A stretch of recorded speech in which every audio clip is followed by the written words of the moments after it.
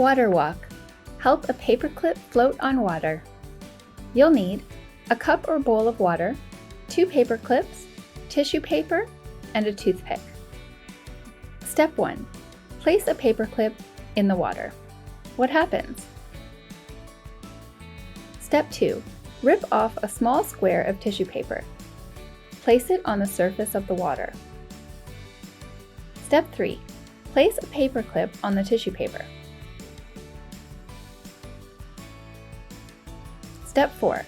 Use a toothpick to gently move the paper out from under the paperclip. What happens?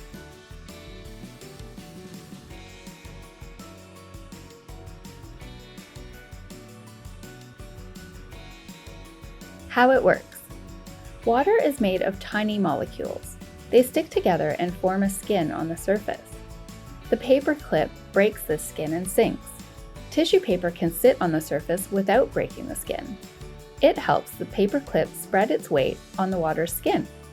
This keeps it from breaking through, even after you remove the paper. Have fun!